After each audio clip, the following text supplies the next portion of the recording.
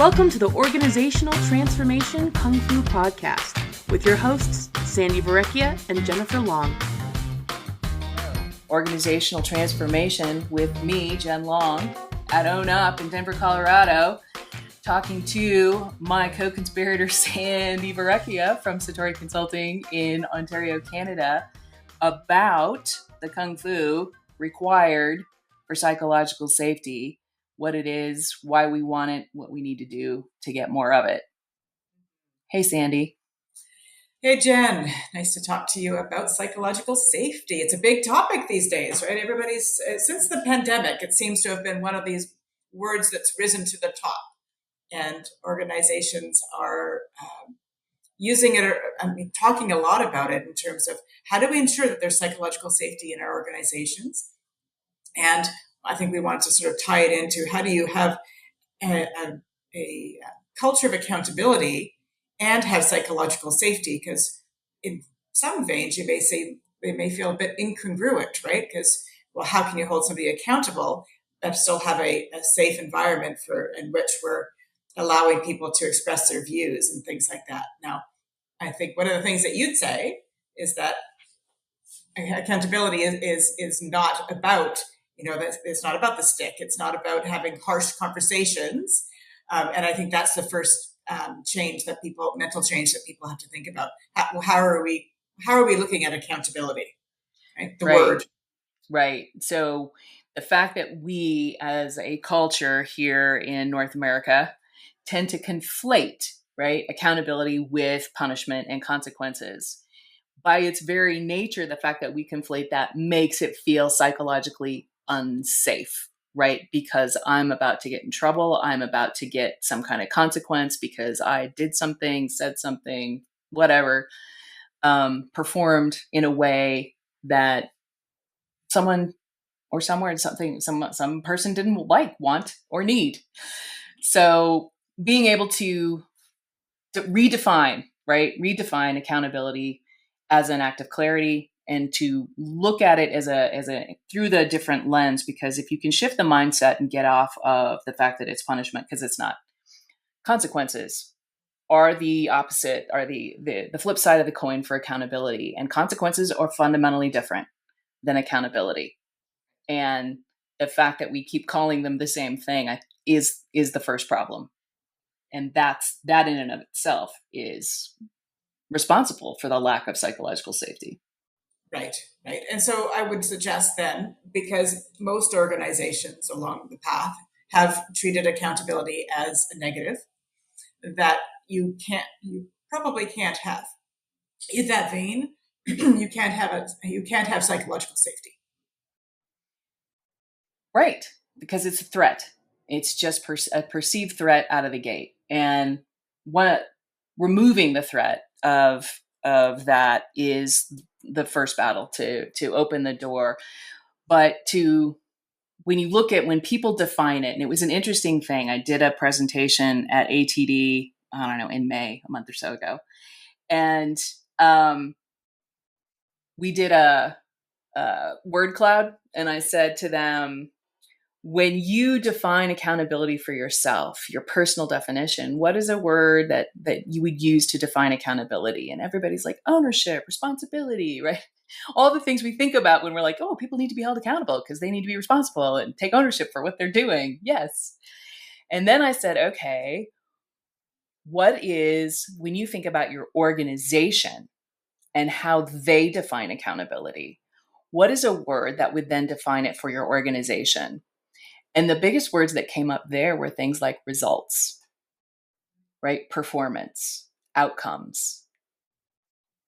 And I thought that in and of itself is part of the issue, is that we think about it when we think about ourselves, right? But we think about it a different way when we think about it organizationally. And so the fact that the organization it's all about results and outcomes. And so when they don't get the results and outcomes, which is why they look for accountability. Yeah. And so that's where we're like, let's redefine this organizationally, because if you don't do that, you're not going to get to psychological safety. And organizational psychological safety in teams, in work groups, all that kind of stuff. And just from a sense of the one-to-one relationship between managers and employees, where I don't have a perceived threat when someone says to me, "Hey, have you got a minute? I want to talk to you about how that meeting went." Right. Because that's all it takes. Yeah, for sure. So redefining accountability as acts of clarity, right, and conversations is sort of that first step in all of this. But it doesn't necessarily lead to psychological safety. It should, but it's maybe not as linear as that. So within organizations, there are things that you need to shift and able to enable psychological safety. We need people to be able to like, how do you create that air of psychological safety so that people do feel that they can. Well, let's define what psychological safety is, right? So as we're talking about it, right, and this is that feeling safe to take risks, feeling safe to speak up, to express yourself without the fear of a negative consequence, right? To be able to fully participate without a sense of any kind of retribution or pushback that's negative. And that's kind of the essence, right? No, without retaliation, without judgment. We talked about judgment relative to DEI, right? If you're in a place of judging others, you're also in a place of creating a lack of psychological safety. Yeah. And that takes some self-awareness, because sometimes I don't think people really realize they're judging, and they're mistaking a leadership decision they're mistaking judgment for a leadership decision, I should say. Yeah. Do you know what I'm saying? Oh, absolutely. It's so, when we start thinking about this, many of us have been leaders for a long time, and we were sort of taught to lead a certain way. And now we're suggesting that we need to lead differently than perhaps we had in the past. So, redefine what, creating that space for psychological safety. Because I think right now I think employers of choice have created those environments where people feel safe, where they want to come to work, they want to contribute, they want to push the envelope a little bit by saying, "Hey, I don't agree, and this is why, and maybe we should try something different." Right? And those are the organizations that are excelling. Exactly. And I think, people mistake that, if I got to have all the psychological safety, I can't say the things I need to say. And absolutely not. Psychological safety is there because you have diverse perspectives and you need to get them out. You need everybody to participate. Yeah. But much as we talked about sort of in our last podcast around that whole judgment, if people are sitting either in their own judgment or in their own personal biases around things such as listening to people push back, and maybe they feel that their leadership is being is sort of under the microscope when people are allowed to speak up and things like that. And so creating that is not as easy as it just sort of sounds. We have to have psychological safety. It's a bit of a no-brainer to want it, but many organizations don't have it. Right. And there are specific behavioral things that happen that diminish psychological safety, right? And we, under pressure, in constraints, right? Those are the times at which those psychological safety gets thrown under the bus, because we feel like issues around time constraints of, I don't need to create space for everybody right now because this is more important, and all your voices don't need to be heard and your opinion doesn't really matter, right? And how I behave under pressure is really the thing that sets a tone more so than you think, right?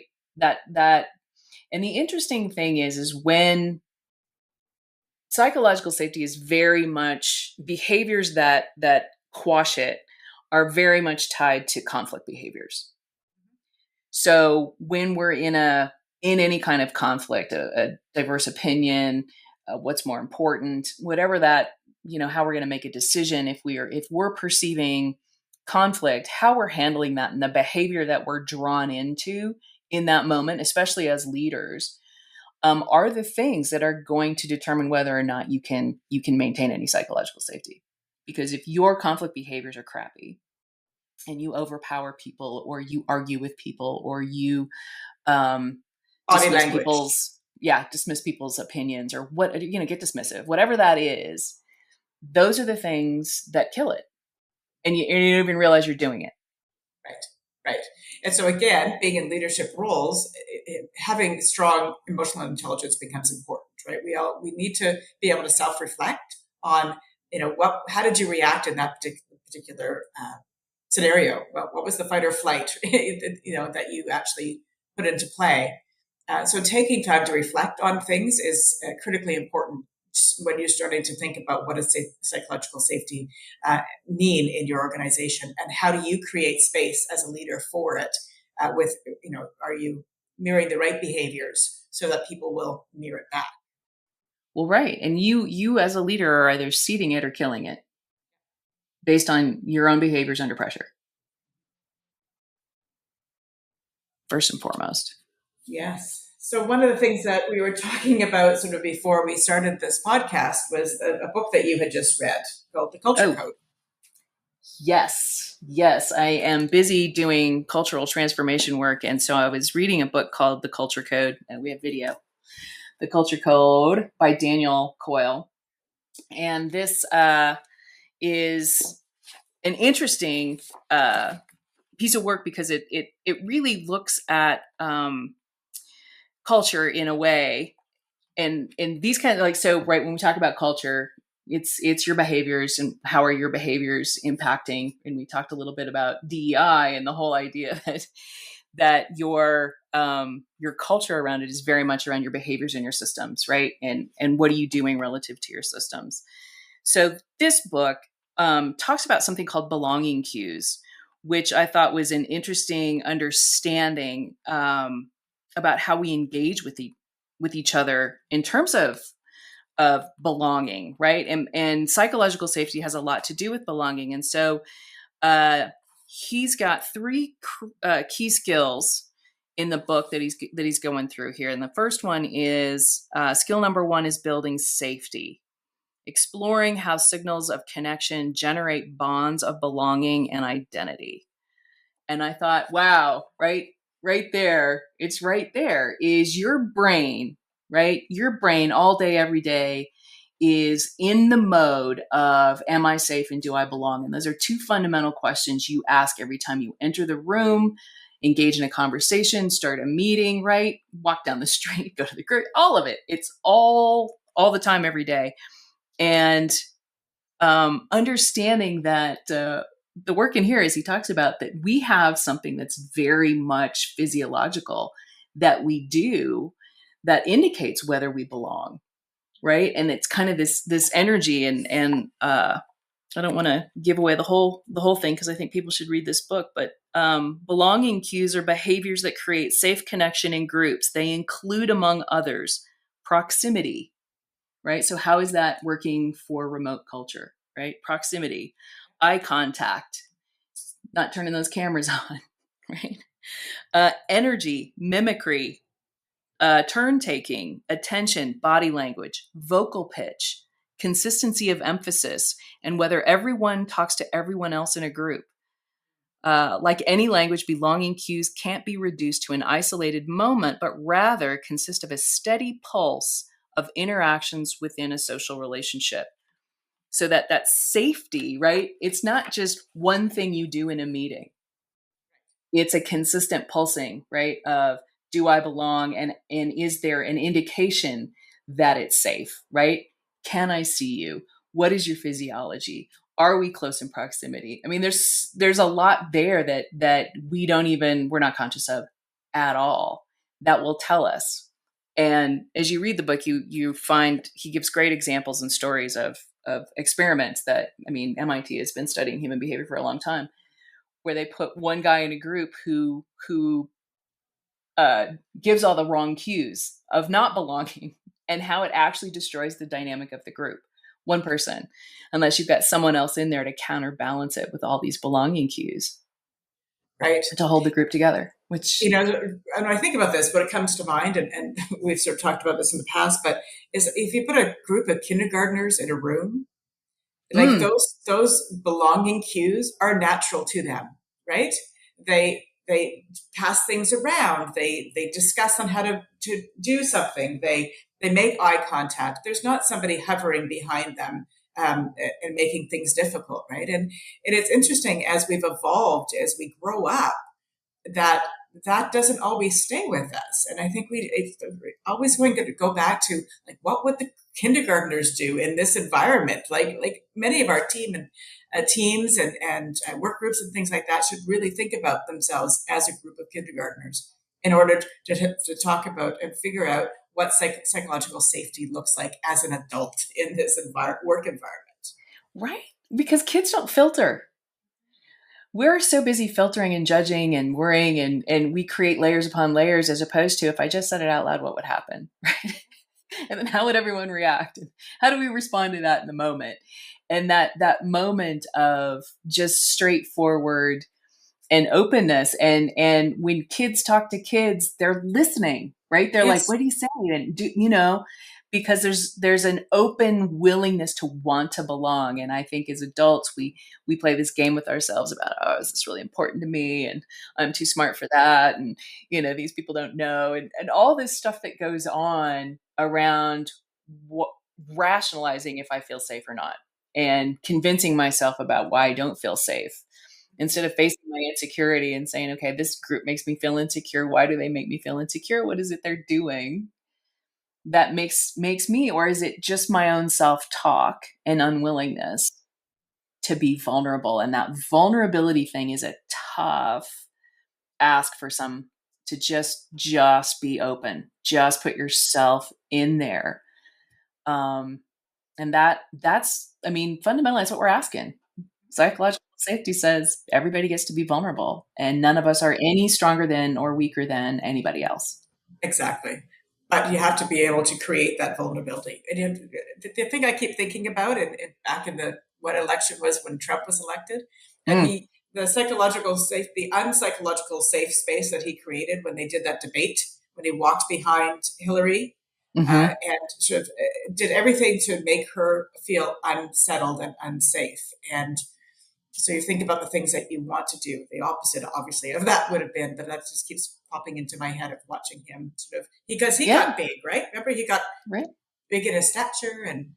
Well, yeah, but he's like a consummate bully, right? He is the consummate bully. And when you go into bully, and maybe you don't think of it as bullying, you think of it as negotiating, or you think of it as, I need to put my agenda on the table, and I'm committed to my perspective. But in those rationales of, I'm committed to my perspective, do you create space to understand? Do you create space, or do you just look for, I listen to respond, I don't listen to hear? And it really, the communication skills of kindergartners are actually looking to connect. And I think that's a fundamental difference. As we get older, we're more judicious about our willingness to connect and who we're connecting to.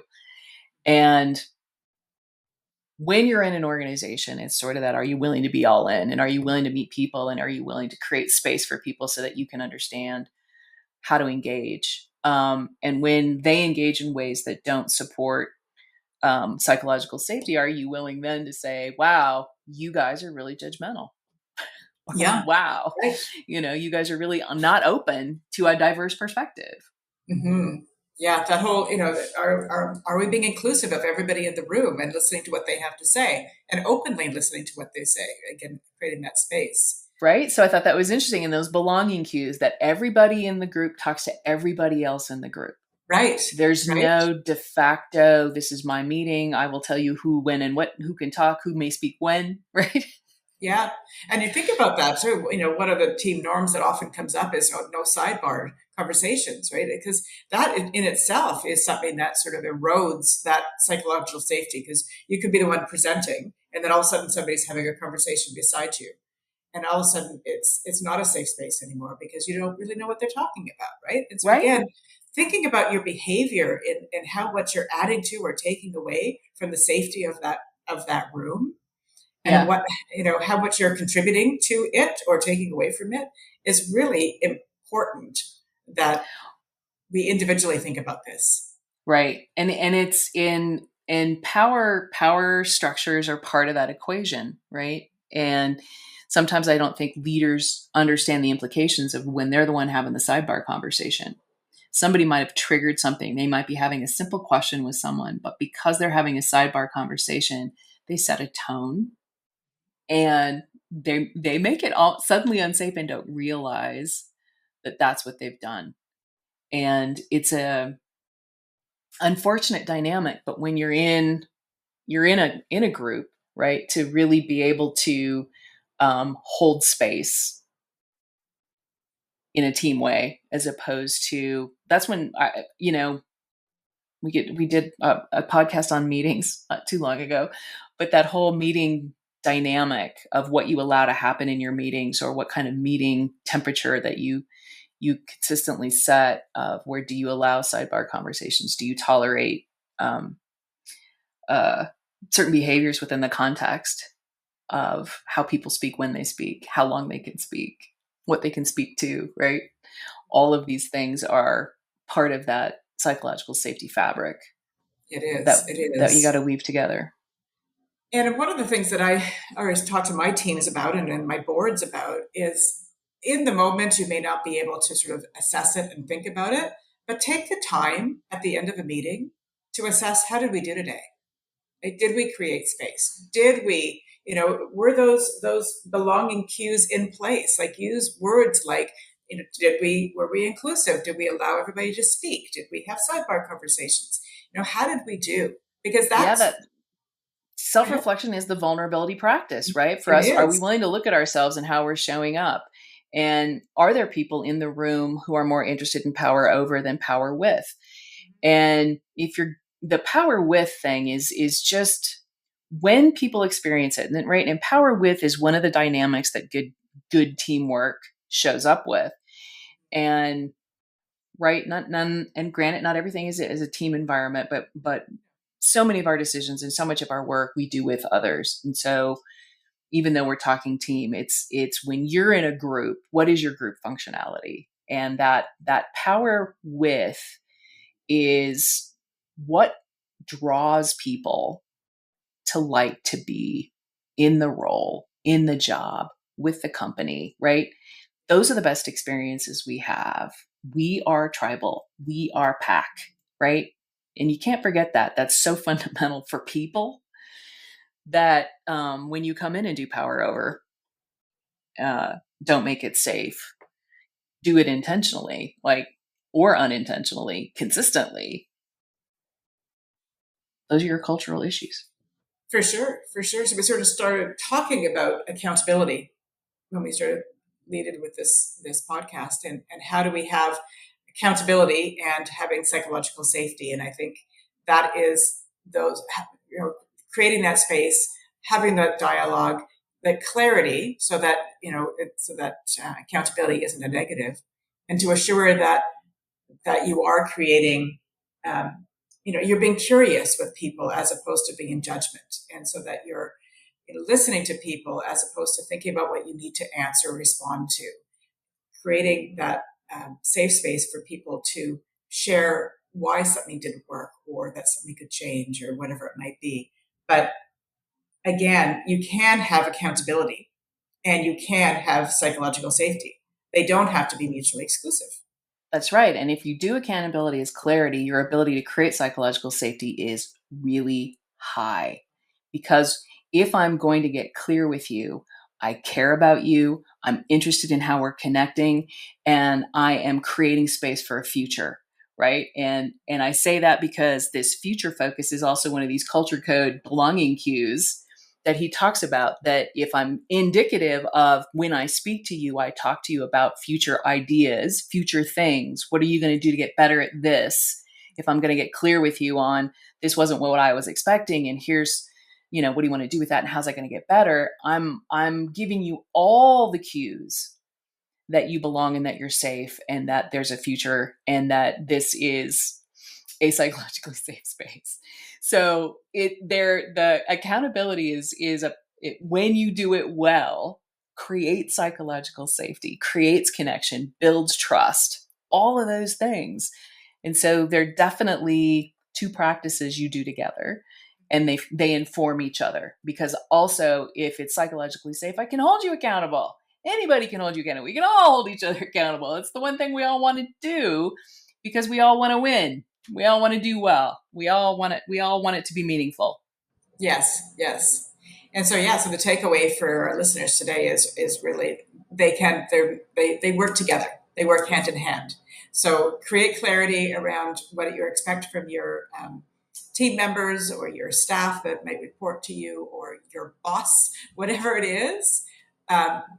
Communicating with clarity on what that expectation is, you'll start to be able to create a space for good, robust conversations where people aren't afraid to say, I didn't understand, I didn't know, sort of the Patrick Lencioni work around building that vulnerability-based trust, which is so critical, right? Because that's what it is. Psychological safety is having vulnerable-based trust. Yes. Yes, yes, yes. And how you think about these things is how you show up in them. So be aware of if you're conflating, be aware of your conflict behaviors, be aware, because how you think about them is how you show up, and those are the behaviors you get drawn to. And if it's you've got 100% control over showing up different. That's right. So self-reflection. I want everybody to leave this podcast and reflect on their day tomorrow about how did they show up, and what space were they creating, and what behaviors were they, displaying, all that sort of thing, because that's the only way we grow, right? 100%. We can't point the finger at other people. We have to be responsible for ourselves and how we're showing up. And I think that's what we want people to do. That is what we want, because that is the Kung Fu. And there you have it. All right, everyone, please feel free to leave comments in the section under the podcast. Love to hear from you. Share out the link to anybody you think needs a little bit of understanding about all the things we're talking about here on the podcast. And we will talk to you soon. Thanks again for taking the time and downloading, and see you on the next one. All right. And if you have any suggestions on what you'd like us to chat about, please give us that as well. Absolutely. Ideas. We need more ideas. Awesome. Well, thanks, Jen. Maybe. Thank you so much for listening. You can check out Sandy's website at satoriconsultinginc.ca. That's SATORI consultinginc.ca. And visit Jen's website at own-up.com. Thanks again, and we'll see you next time.